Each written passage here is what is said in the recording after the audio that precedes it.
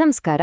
ಭಾರತದಲ್ಲಿ ಸಂಬಳ ಪಡೆಯೋ ಪ್ರತಿಯೊಬ್ಬರಿಗೂ ಟ್ಯಾಕ್ಸ್ ಪ್ಲಾನಿಂಗ್ ಅನ್ನೋದೊಂದು ದೊಡ್ಡ ತಲೆನೋವು ಅಲ್ವಾ? ಸೊ ಅದನ್ನೇ ಸಿಂಪಲ್ ಆಗಿ ಅರ್ಥ ಮಾಡ್ಕೊಳ್ಳೋಣ ಬನ್ನಿ.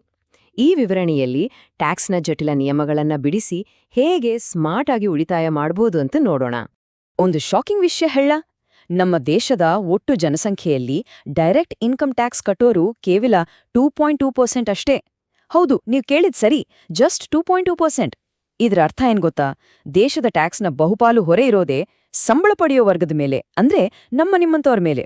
ಸೊ ನೀವು ಕೂಡ ಆ 2.2%ನಲ್ಲಿ ಬರೋದಾದ್ರೆ ನನ್ನ ಟ್ಯಾಕ್ಸ್ ಹೊರೆಯನ್ನು ಕಾನೂನುಬದ್ಧವಾಗಿ ಕಡಿಮೆ ಮಾಡ್ಕೊಳ್ಳೋದು ಹೇಗೆ ಅನ್ನೋ ಪ್ರಶ್ನೆ ನಿಮ್ಮನ್ನ ಕಾಡ್ತಾನೆ ಇರುತ್ತೆ ಅಲ್ವಾ? ಇವತ್ತು ನಾವು ಇದೇ ದೊಡ್ಡ ಪ್ರಶ್ನೆಗೆ ಉತ್ತರ ಹುಡ್ಕೋಕೆ ಹೊರಟಿದೀವಿ. ಸರಿ, ಹಾಗಾದ್ರೆ ಶುರು ಮಾಡೋಣ. ನಮ್ಮ ಇವತ್ತಿನ ಚರ್ಚೆಯನ್ನ ಒಂದು ಟ್ಯಾಕ್ಸ್ ಸೇವಿಂಗ್ ಪಿರಮಿಡ್ ತರ ನೋಡೋಣ. ಮೊದಲು ಫೌಂಡೇಶನ್ ಅಂದ್ರೆ ಬೇಸಿಕ್ಸ್ ಬಗ್ಗೆ ಮಾತಾಡೋಣ. ಆಮೇಲೆ ಕಾಮನ್ ಆಗಿ ಬಳಸೋ ಡಿಡಕ್ಷನ್ಸ್ ಬಗ್ಗೆ ತಿಳಿಯೋಣ. ಆಮೇಲೆ ಬರುತ್ತೆ ಪ್ರೋ ಲೆವೆಲ್ ಹ್ಯಾಕ್ಸ್ ಅಂದ್ರೆ ಎಕ್ಸ್ಪರ್ಟ್ ಟಿಪ್ಸ್. ಕೊನೆಗೆ ಚುರುಕಾದ ಹೂಡಿಕೆ ಮೂಲಕ ಹೇಗೆ ಟ್ಯಾಕ್ಸ್ ಉಳಿಸಬಹುದು ಅಂತ ನೋಡ್ತೀವಿ. ಸರಿ, ನಮ್ಮ ಪಿರಮಿಡ್ನ ಮೊದಲ ಹಂತ ಅಂದ್ರೆ ಅಡಿಪಾಯ.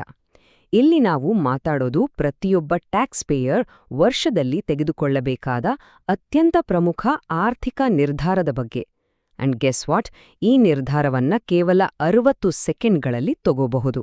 ಓಕೆ, ಹಳೆ ಮತ್ತು ಹೊಸ ತೆರಿಗೆ ವ್ಯವಸ್ಥೆ, ಇದರಲ್ಲಿರೋ ವ್ಯತ್ಯಾಸ ಏನು ನೋಡಿ. ಹಳೆ ವ್ಯವಸ್ಥೆ ಅಂದ್ರೆ ಟ್ಯಾಕ್ಸ್ ಸ್ಲ್ಯಾಬ್ ಸ್ವಲ್ಪ ಜಾಸ್ತಿ, ಆದ್ರೆ ನಿಮ್ಗೆ 50ಕ್ಕೂ ಹೆಚ್ಚು ಡಿಡಕ್ಷನ್ಸ್ ಅಂದ್ರೆ ಕಡಿತಗಳನ್ನ ಕ್ಲೇಮ್ ಮಾಡೋ ಅವಕಾಶ ಇರತ್ತೆ.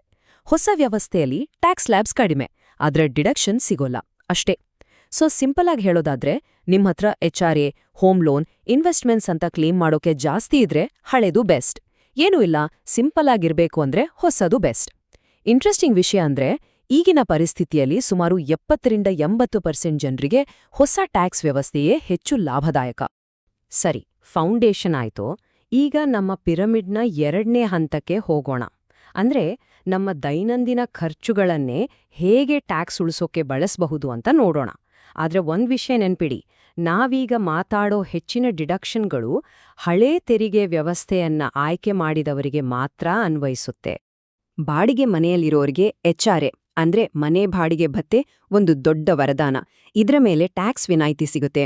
ಆದ್ರೆ ಅದನ್ನ ಲೆಕ್ಕ ಹಾಕೋದು ಹೇಗೆ? ಅದಕ್ಕೆ ಒಂದು 3 ಹಂತದ ಫಾರ್ಮುಲಾ ಇದೆ.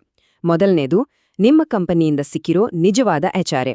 ಎರಡನೇದು ನಿಮ್ಮ ಬೇಸಿಕ್ ಸ್ಯಾಲರಿಯ 50%, ಮೆಟ್ರೋ ನಗರದಲ್ಲಿದ್ರೆ ಅಥವಾ 40%. ಮೂರನೇದು ನೀವ್ ಕಟ್ಟೋ ನಿಜವಾದ ಬಾಡಿಗೆಯಲ್ಲಿ ನಿಮ್ಮ ಬೇಸಿಕ್ ಸ್ಯಾಲರಿಯ 10% ಕಳೆದ್ರೆ ಬರೋ ಮೊತ್ತ. ಈಗ ಇಲ್ಲಿ ಒಂದು ತುಂಬಾ ಇಂಪಾರ್ಟೆಂಟ್ ಪಾಯಿಂಟ್ ಇದೆ. ಈ 3 ಲೆಕ್ಕಾಚಾರಗಳಲ್ಲಿ ಯಾವುದು ಎಲ್ಲಕ್ಕಿಂತ ಕಡಿಮೆ ಮೊತ್ತ ಇರುತ್ತೋ ಅಷ್ಟಕ್ಕೆ ಮಾತ್ರ ನಿಮ್ಗೆ ಟ್ಯಾಕ್ಸ್ ವಿನಾಯಿತಿ ಸಿಗೋದು. ನೀವು ಕಟ್ಟೋ ಪೂರ್ತಿ ಬಾಡಿಗೆ ಮೇಲೆ ಅಲ್ಲ. ಇದನ್ನ ನೆನ್ಪಲ್ಲಿಡಿ. ಖರ್ಚುಗಳು ಮಾತ್ರ ಅಲ್ಲ, ಸಾಲಗಳು ಕೂಡ ಟ್ಯಾಕ್ಸ್ ಉಳಿಸೋಕೆ ಸಹಾಯ ಮಾಡ್ತವೆ. ಹೌದು, ಅದರಲ್ಲೂ ಉತ್ತಮ ಸಾಲಗಳು. ಉದಾಹರಣೆಗೆ ಹೋಮ್ ಲೋನ್ನ ಅಸಲು ಪಾವತಿ ಮೇಲೆ 1.5 ಲಕ್ಷದವರೆಗೆ ಮತ್ತು ಬಡ್ಡಿ ಪಾವತಿ ಮೇಲೆ 2 ಲಕ್ಷದವರೆಗೆ ATC ಮತ್ತೆ 24B ಅಡಿಯಲ್ಲಿ ಕ್ಲೇಮ್ ಮಾಡಬಹುದು. ಒಂದು ವೇಳೆ ಜಾಯಿಂಟ್ ಹೋಮ್ ಲೋನ್ ಇದ್ರೆ ಗಂಡ ಹೆಂಡತಿ ಇಬ್ರೂ ಸೇರಿ ಒಟ್ಟು 7 ಲಕ್ಷದವರೆಗೆ ಕ್ಲೇಮ್ ಮಾಡಬಹುದು.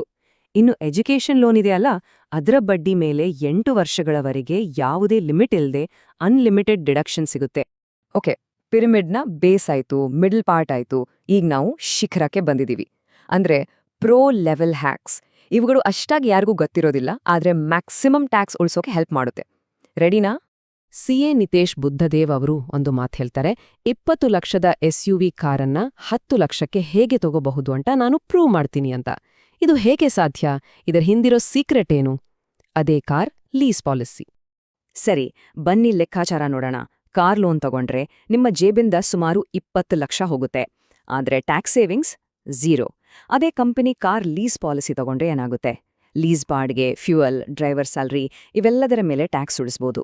ಇದರಿಂದ 4 ವರ್ಷದಲ್ಲಿ ಸುಮಾರು 13.6 ಲಕ್ಷ ರೂಪಾಯಿ ಟ್ಯಾಕ್ಸ್ ಉಳಿತಾಯ ಆಗುತ್ತೆ. ಅಂತಿಮವಾಗಿ ಕಾರಿನ ನಿಜವಾದ ವೆಚ್ಚ ಕೇವಲ 10 ಲಕ್ಷದ ಹತ್ರ ಬರುತ್ತೆ. ಅಂದ್ರೆ ಆಲ್ಮೋಸ್ಟ್ ಅರ್ಧಕ್ಕರ್ಧ ಉಳಿತಾಯ. ಇದು ನಿಜಕ್ಕೂ ಒಂದು ಗೇಮ್ ಚೇಂಜರ್ ಅಲ್ವಾ? ಇನ್ನೊಂದು ಸೂಪರ್ ಹ್ಯಾಕ್ ಇದೆ, ಮದ್ವೆ ಹ್ಯಾಕ್. ಸಾಮಾನ್ಯವಾಗಿ ಯಾರಾದ್ರೂ ನಿಮ್ಗೆ 50,000ಕ್ಕಿಂತ ಜಾಸ್ತಿ ಗಿಫ್ಟ್ ಕೊಟ್ರೆ ಅದಕ್ಕೆ ಟ್ಯಾಕ್ಸ್ ಕಟ್ಟಬೇಕು. ಆದ್ರೆ ಮದುವೆ ಸಂದರ್ಭದಲ್ಲಿ ಮಾತ್ರ ಈ ರೂಲ್ ಅಪ್ಲೈ ಆಗಲ್ಲ.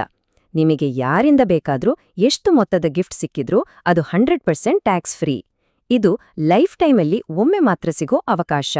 ಸರಿ, ನಮ್ಮ ಪಿರಮಿಡ್ನ ಕೊನೆಯ ಮತ್ತು ಅತಿ ಮುಖ್ಯವಾದ ಭಾಗಕ್ಕೆ ಬಂದಿದೀವಿ. ಅದೇ ಚುರುಕಾದ ಹೂಡಿಕೆ. ಇಲ್ಲಿವರೆಗೆ ನಾವು ಮಾತಾಡಿದ್ದು ಸಂಬಳದಿಂದ ಟ್ಯಾಕ್ಸ್ ಹೇಗೆ ಉಳಿಸೋದು ಅಂತ. ಆದ್ರೆ ಅಸಲಿ ಆಟ ಶುರುವಾಗೋದೇ ಸಂಬಳ ಬಂದ್ಮೇಲೆ. ನಮ್ಮ ಹೂಡಿಕೆಗಳ ಲಾಭ ನಷ್ಟಗಳನ್ನ ಸರಿಯಾಗಿ ಮ್ಯಾನೇಜ್ ಮಾಡಿದ್ರೆ ಅಲ್ಲೂ ಕೂಡ ದೊಡ್ಡ ಮಟ್ಟದಲ್ಲಿ ಟ್ಯಾಕ್ಸ್ ಉಳಿಸಬಹುದು. ಮೊದಲನೇ ತಂತ್ರ, ಪ್ರಾಫಿಟ್ ಹಾರ್ವೆಸ್ಟಿಂಗ್. ಇದರ ಐಡಿಯಾ ತುಂಬಾ ಸಿಂಪಲ್. ಪ್ರತಿ ವರ್ಷ ಲಾಂಗ್ ಟರ್ಮ್ ಕ್ಯಾಪಿಟಲ್ ಗೇನ್ಸ್ ಮೇಲೆ 1.25 ಲಕ್ಷದವರೆಗೆ ಟ್ಯಾಕ್ಸ್ ಇರೋದಿಲ್ಲ. ಸೊ ಈ ಲಿಮಿಟ್ ವೇಸ್ಟ್ ಆಗ್ಬಾರ್ದು ಅಂತ ಪ್ರತಿ ವರ್ಷ ಸ್ವಲ್ಪ ಹೂಡಿಕೆಯನ್ನ ಮಾರಿ 1.25 ಲಕ್ಷದವರೆಗೆ ಲಾಭವನ್ನ ಬುಕ್ ಮಾಡಿ ಮತ್ತೆ ಅದನ್ನ ತಕ್ಷಣವೇ ರೀಇನ್ವೆಸ್ಟ್ ಮಾಡೋದು. ಇದರಿಂದ ಮುಂದೊಂದು ದಿನ ದೊಡ್ಡ ಮೊತ್ತದ ಲಾಭದ ಮೇಲೆ ಜಾಸ್ತಿ ಟ್ಯಾಕ್ಸ್ ಕಟ್ಟೋದು ತಪ್ಪುತ್ತೆ. ಇದನ್ನ ಮಾಡೋದು ಹೇಗೆ? ತುಂಬಾ ಸುಲಭ. 3 ಸ್ಟೆಪ್ಸ್. ಸ್ಟೆಪ್ 1, ನಿಮ್ಮ ಹೂಡಿಕೆ 12 ತಿಂಗಳು ದಾಟಿದ್ಮೇಲೆ ಅದರಲ್ಲಿ ಸ್ವಲ್ಪ ಭಾಗ ಮಾರಿ 1.25 ಲಕ್ಷದಷ್ಟು ಲಾಭ ಬುಕ್ ಮಾಡಿ. ಸ್ಟೆಪ್ 2, ಈ ಲಾಭಕ್ಕೆ ಆ ವರ್ಷ ಯಾವುದೇ ಟ್ಯಾಕ್ಸ್ ಇರೋದಿಲ್ಲ. ಸ್ಟೆಪ್ 3, ಅದೇ ದುಡ್ಡನ್ನ ತಕ್ಷಣವೇ ಅದೇ ಶೇರ್ ಅಥವಾ ಬೇರೆ ಕಡೆ ಮತ್ತೆ ಹೂಡಿಕೆ ಮಾಡಿ. ಇದರ ಬೆಸ್ಟ್ ಪಾರ್ಟ್ ಅಂದ್ರೆ ನೀವು ಮಾರ್ಕೆಟ್ನಿಂದ ಹೊರಗೆ ಉಳಿಯೋದಿಲ್ಲ, ಸೊ ನಿಮ್ಮ ಕಾಂಪೌಂಡಿಂಗ್ಗೆ ಯಾವುದೇ ತೊಂದರೆ ಆಗಲ್ಲ. ಈ ಒಂದು ಸಿಂಪಲ್ ತಂತ್ರದಿಂದ ಒಬ್ಬ ವ್ಯಕ್ತಿ ಪ್ರತಿ ವರ್ಷ ಸುಮಾರು 15,625 ರೂಪಾಯಿ ಟ್ಯಾಕ್ಸ್ ಉಳಿಸಬಹುದು. ಈಗ ಯೋಚನೆ ಮಾಡಿ, ನಿಮ್ಮ ಫ್ಯಾಮಿಲಿಲಿ 4 ಜನ ಇದೇ ರೀತಿ ಮಾಡಿದ್ರೆ ಆಗ ಒಟ್ಟು ಉಳಿತಾಯ ಎಷ್ಟಾಗಬಹುದು?